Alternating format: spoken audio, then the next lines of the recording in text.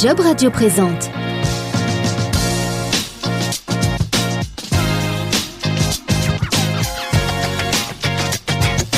Superfast, un podcast avec Julien Doza. Bienvenue dans ce 6e épisode de Superfast. 15 minutes de conseils et infos pratiques pour renforcer ses ressources humaines. On va parler d'organisation, de management, de recrutement. Et pour présenter cette émission à mes côtés, Jean-Baptiste Vénin de Job Radio et Startup Media. Salut Julien, bonjour à tous. Nouvel épisode de Superfast que vous pouvez trouver dans son intégralité sur jobradio.fr et startupmedia.fr, disponible également sur toutes les plateformes de diffusion de podcasts.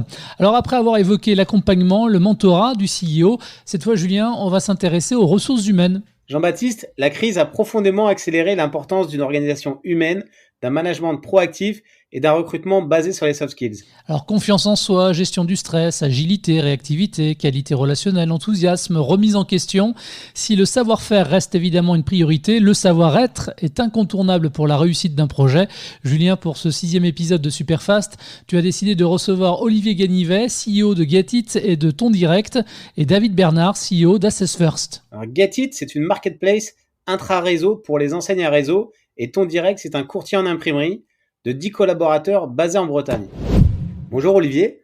Bonjour Julien. Alors tout d'abord, comment vas-tu ? Comme beaucoup de mes petits homologues, ça va un peu mieux qu'il y a quelques semaines. Un peu mieux, toujours autant d'incertitudes autour de pas mal de sujets autour de la reprise, mais garde devant, voilà. Alors ma première question, avec la crise, as-tu constaté un impact sur ton entreprise en termes d'organisation avec tes collaborateurs et si oui, lesquels ? Alors, impact évidemment direct sur l'activité proprement dite, sur la relation avec les collaborateurs. On a la chance d'être dans des métiers où le télétravail est déjà plutôt inscrit, donc il a toujours été de manière occasionnelle et individuelle, en tout cas, ou à tourner entre les uns les autres, tout le monde en même temps. En fait, c'est jamais arrivé, évidemment. Donc, on va dire qu'au début, c'est un peu ludique. On s'habitue, c'est rigolo. Et le temps passant, il y a forcément un impact psychologique et non négligeable chez les uns et chez les autres. Ça ne nous empêche pas de bosser, mais forcément, le télétravail a aussi ses limites en certains points. Voilà. D'accord, non, mais c'est sûr qu'au niveau psychologique, comme c'est la première fois qu'on connaît une crise d'une telle ampleur, en tant que salarié ou même dirigeant, tous un peu impactés par cette situation sur ce côté-là. Alors, ma deuxième question, comment fait-on quand on est une petite start-up comme toi de 9 collaborateurs pour gérer cette situation au niveau RH ? Alors on fait du factuel, c'est-à-dire que on sort pas de grandes théories. Enfin moi j'ai pas fait de grandes études de management non plus, donc on connaît nos collaborateurs, les profils de nos collaborateurs et on fait du factuel. Donc factuel c'est quoi ? C'est dès le départ on a créé évidemment un groupe WhatsApp pour échanger et puis moi j'ai maintenu tous les 3 jours une petite visio collective, même si au bout d'un moment on n'avait pas grand-chose opérationnellement parlant, en tout cas à se raconter, mais en tout cas de garder le lien, ça c'est important, garder le lien, et puisqu'en plus les conditions de confinement sont pas les mêmes pour toutes, pour tout le monde, sont dans des appartements, d'autres en télétravail avec le mari à côté, les enfants, donc voilà, ça permet à chacun d'avoir une petite bulle pour s'exprimer aussi, donc ça c'est je pense indispensable. En tout cas, c'est comme ça qu'on l'a fait, c'est comme ça qu'on l'a vécu, et je pense que ça permet à tout le monde, et à moi d'ailleurs aussi, de garder cette énergie, si petite soit-elle, mais de la garder quand même, et de ce petit fil entre nous. Tu as raison de garder cet optimisme, parce que c'est l'optimisme aussi qui fait avancer l'entrepreneur et l'entreprise. Et j'avais une question du coup pour compléter la précédente. Ouais. Tu as mis en place une enquête auprès de tes collaborateurs, c'est ça ? Oui, tout à fait. En fait, je bosse moi, alors à la fois personnellement et pour l'entreprise, avec quelqu'un qui s'appelle Gilles Serrault, qui est, il se nomme lui-même provocateur de performance. J'aime beaucoup le terme. Il est conférencier également, donc je vous invite d'ailleurs à aller sur son site gilles-serrault.com parce que ce qu'il fait, je trouve très passionnant. Et j'en reviens à mon propos de tout à l'heure. C'est des choses très factuelles et très concrètes. Donc ça parle inévitablement à tout le monde, à des petites, des moyennes, des grosses boîtes, peu importe. Et donc en fait, on a bossé avec Gilles à son initiative du reste. reste, sur un petit questionnaire qui avait alors un double objectif. Le premier, me concernant moi, chef d'entreprise, c'était de réduire un peu les impacts négatifs psychologiques de toute cette période, permettant à chacun de s'exprimer et de poser des mots peut-être sur des sentiments évidemment nouveaux d'une période que personne n'avait prévue. Et puis et surtout, ça permet en fonction des retours de construire l'après ou le redémarrage, en tout cas en toute connaissance de l'état psychologique, de l'état de degré de motivation de tout à chacun dans l'équipe. Donc ça, c'est le premier objectif me concernant moi. Et puis le deuxième qui était hyper intéressant et c'est le premier effet d'ailleurs que j'ai constaté, c'est juste le fait d'avoir la démarche de leur envoyer un petit questionnaire en leur disant écoutez, voilà une petite liste de questions, mais votre avis, votre état d'esprit aujourd'hui m'intéresse moi parce que j'ai besoin de vous pour que la reprise, le redémarrage se fasse. Ça va être tous ensemble, c'est pas moi Olivier tout seul de mon coin qui vais penser tout seul, c'est vous aussi qui allez m'aider à ça. Rien que ça les implique énormément. Du coup, on est déjà dans une étape de management qui est particulièrement intéressante. Et puis après, le retour que chacun m'en a fait, puisque là j'ai eu les retours de tout le monde, il est extrêmement riche. Alors on n'apprend pas forcément des choses de dingue, mais il y a des petites clés qui me permettent à moi de construire une réunion de rentrée et je sais exactement où chacun en est dans sa tête, dans ses envies. Globalement, les retours sont extrêmement positifs sur la vision collective que chacun peut avoir pour demain, sur le positionnement de l'entreprise, sur la communication, même entre nous, c'est important. Voilà, donc ça renvoie en fait une image hyper positive à la fois du dirigeant envers ses collaborateurs, et puis ça renvoie une somme d'informations de chaque collaborateur vers moi, chef d'entreprise, pour préparer la suite. Mais du coup, ça permet de viser juste aussi pour la suite et de pas être parti moi dans mes délires en disant OK, dès le premier jour de la reprise, les enfants, on y va, il faut faire du chiffre et tout. Non, on n'est pas là-dessus. C'est comment tous ensemble, on va réussir à construire le fait que la boîte va repartir et va faire du chiffre. Le chiffre ne sera que la conséquence en fait de cet échange entre nous et de ce début d'échange grâce à ce questionnaire. Tu fais bien de le rappeler parce que c'est vrai que nos entreprises et nos startups en particulier vont devoir gérer l'après-confinement. Et le fait de construire ensemble avec les équipes, je pense, ça prend tous ensemble. C'est ça. Ouais, exactement. Si je prends par exemple les quelques questions qui sont vraiment des questions simples, c'est comment tu vis cette période, enfin, je veux dire sur l'état psychologique, comment tu vois la reprise, quoi tes objectifs à toi perso dès la reprise, qu'est-ce que tu peux apporter à l'entreprise, qu'est-ce que tu attends de l'entreprise qu'elle t'apporte, et puis il y a une petite question, c'est et qu'est-ce que t'attends de moi, Olivier? Qu'est-ce que tu veux que je t'apporte? Est-ce que tu veux que je sois plus présent qu'avant peut-être, ou est-ce que tu veux qu'on échange plus et tout ça? Donc et tu l'as dit, Julien, c'est ce principe de co-construction de la suite qui fera qu'on s'en sortira en fait. Voilà. Super. En tout cas, c'est une belle initiative que je conseille à tous nos auditeurs de pratiquer. Du coup, ma dernière question, je voulais savoir, est-ce que tu recrutes toi actuellement? Parce que ce qu'on peut lire un peu dans les différents journaux, c'est que 80% des startups ne recrutent plus, donc ça peut être inquiétant aussi pour la suite. Et je voulais savoir, toi, est-ce que tu recrutais ou pas, et si oui, quel type de profil? Alors, j'avais un recrutement en cours qui était dans les tuyaux avant le début du confinement. Alors, évidemment, ça m'a un peu torturé l'esprit de savoir est-ce que c'est raisonnable, est-ce que ça ne l'est pas, est-ce que ceci, est-ce que cela. Bon, en l'occurrence, c'est un profil plutôt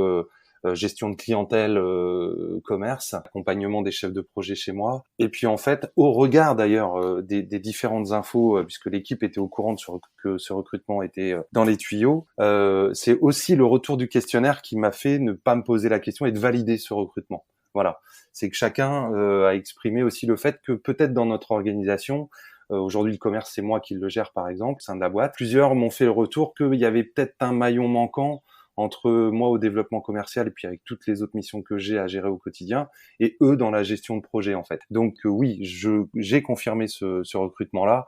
Bon, évidemment, je vais pas m'enflammer au-delà de ça parce que on connaît toutes les incertitudes qui nous attendent, donc ce sera tout pour moi. Voilà, mais en tout cas, pour revenir à notre sujet initial, c'est aussi ce questionnaire qui m'a fait dire OK, il faut que je valide ça parce que c'est une attente de l'équipe aussi. Ok, super. Écoute, Olivier, on te remercie et puis on te dit à bientôt.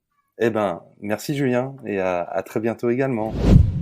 C'était Olivier Ganivet, le CEO de Getit. On le remercie évidemment d'avoir accepté notre invitation. Et pour répondre à Olivier, j'ai consulté David Bernard, le CEO d'AssessFirst, la solution de recrutement prédictive et gestion prédictive des talents, avec 60 collaborateurs, 3500 clients dans 40 pays.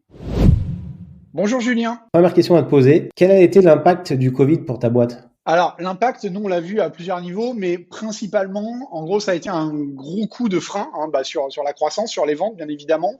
Donc, ce qu'on a pu voir, c'est que il y a beaucoup d'entreprises avec lesquelles, notamment, on était en discussion, qui ont mis un petit peu tout à l'arrêt, qui se sont mis en pause. Donc, on a eu un gros coup de frein du coup sur les ventes, pas spécialement sur les renouvellements de licences, parce que nous on a la chance d'être sur un modèle par abonnement, un business model par abonnement. Donc, on a beaucoup de ventes qui se font sur 12, 24, 36 mois. Donc ça, il n'y a pas eu trop de soucis, mais c'est plutôt dans le cadre de l'acquisition de nouveaux clients. Donc voilà, comme je te disais, beaucoup de boîtes à l'arrêt, ça réfléchit. Alors les RH, ce qui est intéressant, c'est que là, du coup, elles ont peut-être plus de temps pour s'intéresser à de nouvelles approches. Donc on voit beaucoup de nos clients, de nos prospects qui sont dans une phase de réflexion sur leur process, qui prennent le temps de remettre un petit peu tout à plat. Mais voilà, nous, ça s'est surtout senti sur les ventes qui ont été mises un peu à l'arrêt, quoi. D'accord. Et toi, concrètement aussi, au niveau RH pour ta boîte, parce que tu as quand même plus de 60 collaborateurs, ça s'est passé comment ?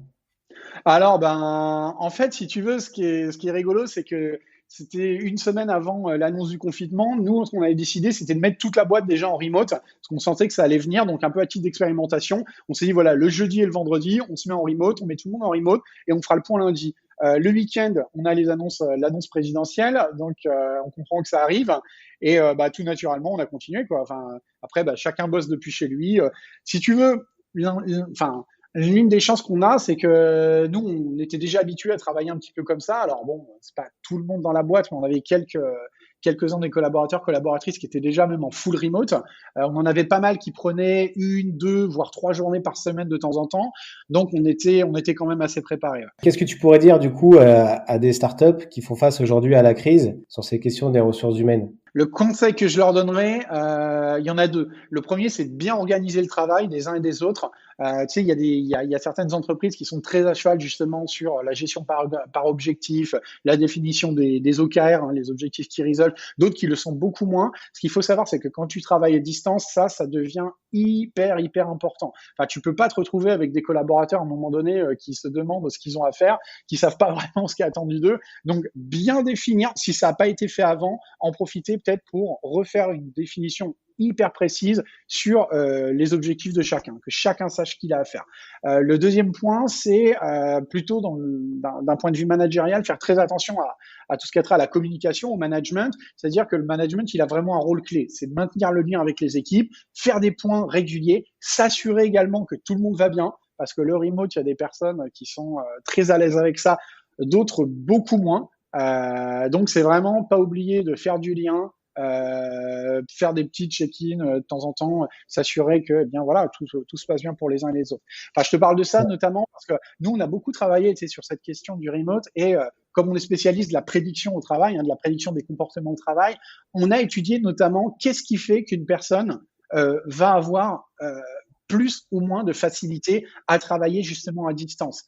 Et on a même créé un modèle, si tu veux, tu peux évaluer par exemple les collaborateurs en interne et tu as un pourcentage d'adéquation qui va te dire la probabilité pour que ça se passe bien en gros avec cette personne dans un travail à distance. Et tu as vraiment les deux aspects, tu as toute une partie liée à l'autonomie, la capacité à s'organiser de manière assez indépendante, même si bien évidemment tu as des directives. Et la deuxième, c'est sur le côté relationnel, parce qu'on n'a pas tous les mêmes besoins. Il y a des personnes qui aiment être au milieu de l'open space, qui ont besoin d'être en relation très régulièrement avec les uns et les autres. Donc pour elles, ça va peut-être être un peu plus compliqué. Donc là, ça te permet d'identifier celles et ceux auprès desquels il faudra être un petit peu plus présent, et puis d'autres personnes qui vivent plutôt ça assez facilement. D'accord. Et pour rebondir sur la question du remote, est-ce que tu penses que ça a changé l'organisation du travail ? Parce que c'est vrai que c'était pas forcément quelque chose qui était mis en place dans toutes les entreprises pour l'ensemble des collaborateurs. Et d'ailleurs, je suis pas sûr que ça soit valable aussi pour l'ensemble des collaborateurs. Mais est-ce que tu penses que ça va changer l'organisation du travail, du coup, cette nouvelle forme? Bah, si tu veux, je vais caricaturer un petit peu, hein, mais en gros, tu avais deux mondes, quoi. Tu as des boîtes qui étaient passées justement en remote, qui considèrent que voilà, ça fait partie du nouveau monde, de la nouvelle façon de travailler. Ça te permet aussi, quelque part, faut pas oublier, hein, quand tu acceptes le remote et que tu le promeus dans ton entreprise, ça va te permettre aussi de toucher des talents où qu'ils soient. Par exemple, si ta boîte est basée à Paris et que tu as des difficultés à recruter des développeurs, peut-être que tu vas trouver un développeur, j'en sais rien, moi, qui va être à Nice, à Biarritz ou à Metz, et donc ça te permet de toucher beaucoup plus de personnes.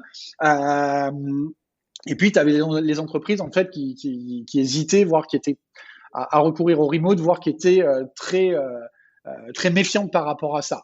Je pense que ce que ça change, là, on est obligé d'y aller. Si tu veux, ça change la posture aussi que tu as en tant que manager, en tant que chef d'entreprise. C'est-à-dire qu'à un moment donné, tu es obligé de faire confiance. Tu vois ce que je veux dire? Ça, pour moi, c'est la chose numéro un. C'est-à-dire faire confiance aux gens, de se dire, OK, si tu es dans une approche un peu command and control, dans le cadre du management, en te disant les gens, c'est par définition, ils foutent rien, faut être sur leur dos, sinon ils vont essayer de m'arnaquer, d'en faire le moins possible. Tu peux pas, ça peut pas marcher en fait. Ouais. En plus, c'est très franco-français. Hein. Ouais, c'est très franco-français. Après, ça tient aussi à l'organisation de notre territoire. Hein. C'est très centralisé. La France, il y a beaucoup de choses qui se passent à Paris. Tu vois des pays comme les US, par exemple, qui sont avec un territoire qui est énorme.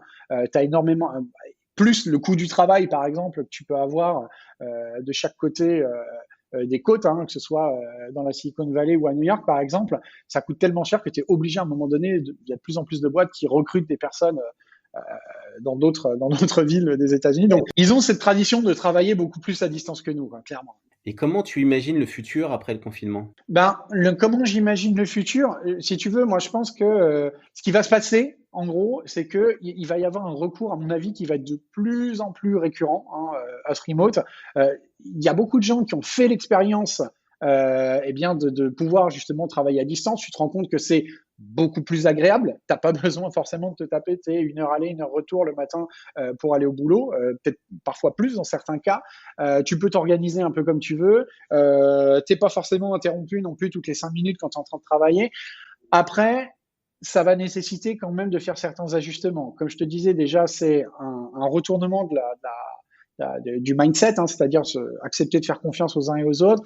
C'est aussi formaliser certaines choses, c'est-à-dire tous tes process, c'est-à-dire que quand tu travailles tout le monde réuni dans un open space, si tu as une question, par exemple, tu es nouveau, tu viens d'arriver dans la boîte, si tu as des questions, tu peux te retourner, demander à ton collègue, solliciter ton manager, ils sont là. Tu as forcément quelqu'un qui va être dispo pour te répondre. Quand tu es en remote, quand tu es isolé, c'est moins le cas. Donc, si tu n'as pas formalisé les bonnes pratiques, les bonnes manières de faire le job, si tu n'as pas créé des centres de ressources où les personnes peuvent obtenir immédiatement des réponses aux questions qu'elles se posent, forcément, c'est plus compliqué. Donc, il y a un effort de formalisation.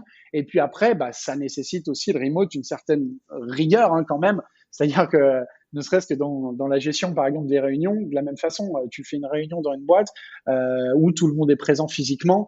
Voilà, même si tu as 5 minutes de retard, c'est pas gênant. Là, si tu as 7 personnes qui sont en train d'attendre derrière leur ordi que le manager arrive, par exemple, c'est un peu plus gênant. C'est un peu plus gênant, c'est sûr. Ouais, clairement.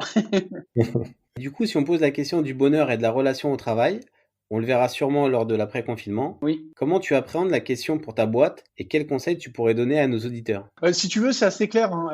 Pour moi, en fait, l'après, il va pas, c'est pas la veille ou l'avant-veille qu'il va falloir y penser. En fait, c'est au quotidien, maintenant que tout se joue. C'est-à-dire que quand je parlais, par exemple, de conserver le lien avec les uns et les autres, ça c'est hyper important. Si tu veux, par exemple, nous, on avait déjà en place un Slack. Typiquement, par exemple, à chaque fois qu'il y a un contrat qui est signé, d'autant plus pendant cette période où les ventes se font un peu plus rares, faut l'admettre.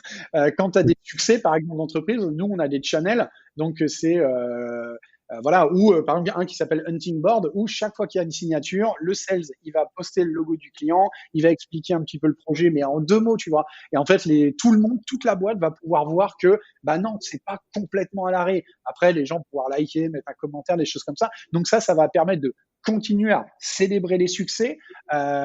Également, dès qu'il y a des mises en prod, des choses comme ça, pareil, on a un channel release.